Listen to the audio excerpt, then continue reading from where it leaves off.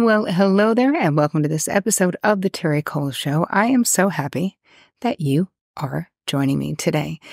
I have been talking a lot about codependency and high-functioning codependency because I am finishing writing my book, and I'm going to be talking about that again today. We're talking about high-functioning codependency in relation to becoming emotionally resilient.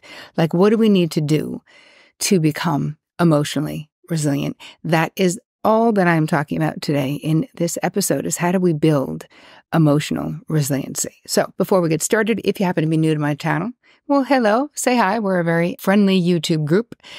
Say hello in the comments. Make sure that you subscribe. You hit the bell icon so you get notified whenever we roll out new videos, which is every Tuesday and every Thursday, because I wouldn't want you to miss a thing.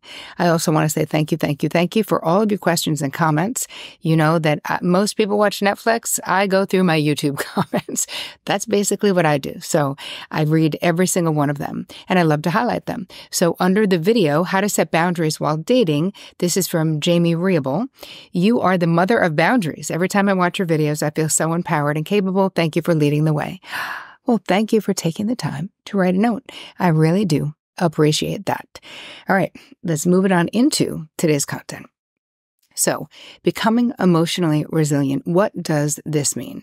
Well, if you are someone who identifies as being a high-functioning codependent, a codependent, we tend towards being big-hearted folks, right? Highly sensitive. We can be very empathic folks. Many of you I know in this community, in this crew, identify as being an empath or a highly sensitive person. And so you might be thinking, oh my gosh, I feel all the time. But let's be specific. A lot of times when you're an empath, when you're a high-functioning codependent, what we're feeling are other people's feelings. So I want that to sink in, right? Really think about how much of the time when we're having feelings, we are dialed into other people's feelings. Like, think about it. If you have a friend, or when people ask you how you're doing, right? How are you? Do you focus on yourself for a long time? Do you say, I'm doing great, and then you go into everything you're doing? Or is it more of a tendency to be like, I'm doing great, and let me tell you about my kids. I'm doing fine, and let me tell you about my partner. Or I'm worried about this person. This is what's going on with them. Like, we have this tendency to be really focused outward, including the people in our lives, the people that we love. So we can become experts at the feeling states of other people. But what I want you to do, and what I'm going to be teaching you in this episode, is how to become more of an expert on your own feelings. Because here's the thing. Being an expert on other people's feelings, meaning knowing what's going on in their lives and knowing what their preferences are and all of that, that's not the same as being emotionally intimate and comfortable with ourselves, which is it's the beginning and the end of everything, is how we relate to ourselves. So much of the time we don't do that because we don't know how to, right?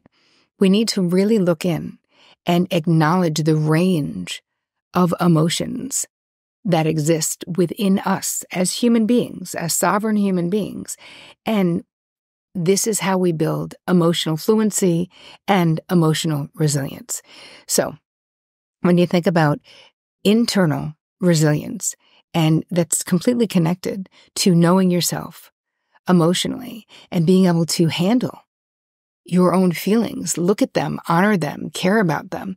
And really, this is how we transform relationships with ourselves and with other people, is we have to know ourselves. So let's talk about some of the things that get in the way of us doing this. One thing is anticipatory anxiety. So think about this as sort of pre-planning. Let's say you're going to be in a family situation and you have one person in your family who's very difficult. Are you already pre-planning how to not have there be a problem? Make sure that you have the food that they like to eat, or the drink that they like to have, or make sure they don't sit next to this person because those two don't get along. Like, anticipatory anxiety is a way that we are trying to avoid conflict. So it's almost like thinking about it. This is before anything has even happened, right? You're not even in the situation yet. And we can do this a lot. We can do this with people at work. We can do this with our friends. We can do this with family members. So I want you to think about, and in the guide, don't worry, I'm going to give you a couple of questions that you can ask yourself to sort of see, are you doing this? Are you experiencing anticipatory anxiety in your life? And how much of your bandwidth is that taking up? Because that's really what we want to look at, right? Because we really do have finite bandwidth. So we need to really identify, where are our energy leaks coming from? Is it necessary stuff, right? Anticipatory anxiety is not the same as planning. I'm an excellent planner, but that's not the same, because anticipatory anxiety, even if you're planning, but if you're doing it and it creates anxiety for you doing it, it's not good, right? Anticipatory anxiety is just sort of ruminating about what could go wrong and sort of making all the different plans so it doesn't go wrong. Here's the problem with that, besides the fact that it takes up all this bandwidth, is that most of the times, 80% of that shit doesn't happen. So what we need to do is build up our emotional resiliency so that we know, even if something messed up happens, we'll be okay. We're not that fragile, and neither are the people in our lives. But I think that can be difficult for us to trust that things will be okay if we're not under the illusion that we are controlling everything, because that has so much to do with the way we are if you identify as a high-functioning codependent or a codependent. Another thing that gets in the way of us becoming internally resilient and knowing ourselves emotionally is all of this being half present. When you're making plans for the future, when you're trying to avoid conflict, when you're reading the room, when you're reading the people that you're talking to make sure that there's no problems, you are not fully present. So when we are doing that, we are living what I call life light, right? Like light cheese, this is life light, where things don't hit the same for you. What you experience won't feel the same. It won't be as impactful because you're only half your brain, half your emotion, half of you is in that conversation. And the other half is thinking about what you're doing next, is thinking about how to not have a conflict, is thinking about something else. When you are a high-functioning codependent, if you're an empath, so much of the time we are thinking about other things, ways to avoid what we consider trouble or problems. But what happens, of course, to the relationships in our lives is that they're only so deep, right? None of us want to live life light. It is not satisfying. So this is something I really want you to think about. How often are you just sort of yesing people? How often are you really not actually present in your conversations with people? Because that limits how intimate you are in those relationships. It really does have a negative impact on us. Another thing that gets in the way of us being fluent in our own emotions is us misnaming emotions. So a lot of times we will identify secondary emotions as primary emotions. Anger, a lot of times, is a secondary emotion, right? Studies have identified this. So this is an emotion that is fueled by other emotions. But think about anger. Anger is an emotion that is, in one way, it's easier to feel angry than it is to feel hurt. So if you're quick to get pissed off about something, that hurts less. So if you're hurt, right, you might express that you're hurt, but that would make you vulnerable. Anger makes you feel more powerful.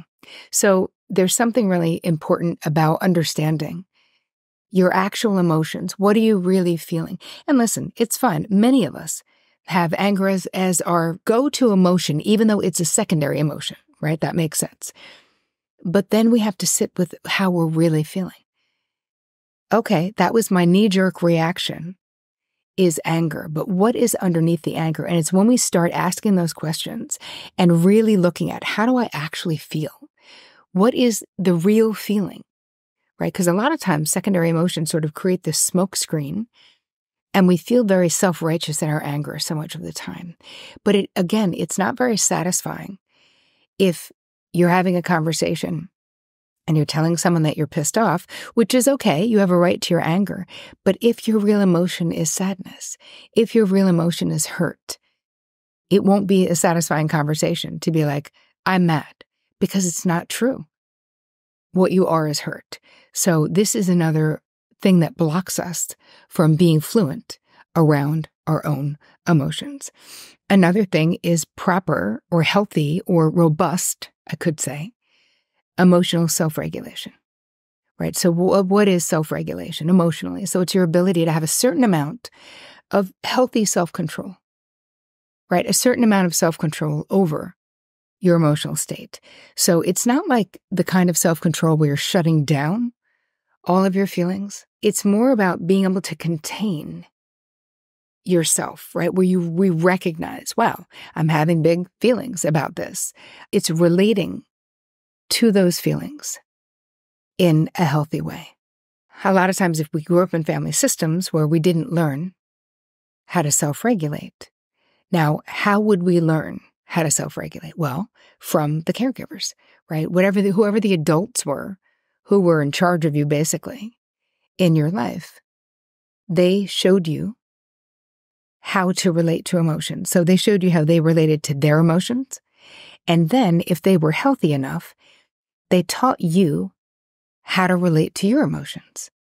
Like that it's okay that you have an emotion, but they would show you the appropriate way of feeling it. They would let you talk about it. They would ask you about it. But again, if you have someone who they themselves could not self-regulate, that ends up, this is what you learn, right? We just watch it. So I came from a family system where it wasn't a very emotional, out of control emotions. Everything was very contained. There was a lot of love in the family system, and there was not a lot of explosive displays of emotion. So I did learn to contain my feelings, but then in therapy, I needed to learn how to allow my feelings more, right? It was almost like too much containment. And I think many of you, if you came from a similar family system where the emotion was very underground, like everything above the surface was like cool, everything was fine, everyone was okay. And if there was an explosion of an emotion, no one had the ability to really talk about it. So I did a lot of my own learning about emotional self-regulation. I really did it on my own once I got into therapy when I was 19, when I sort of stopped numbing with alcohol. And that was around 21 is when I stopped drinking.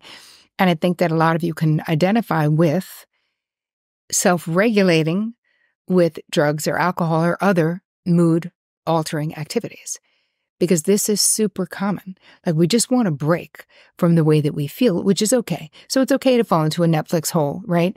Once in a while, but it can't be the primary way that you're managing your emotions, because the reality is you're not managing your emotions if you're doing that.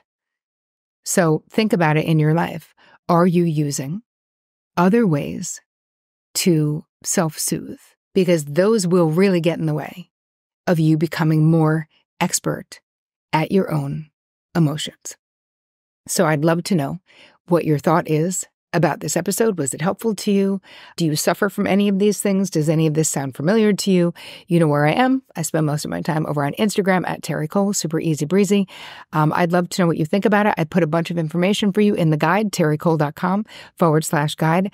I hope that this episode added value to your life. Thank you for being with me. And as always, take care of you.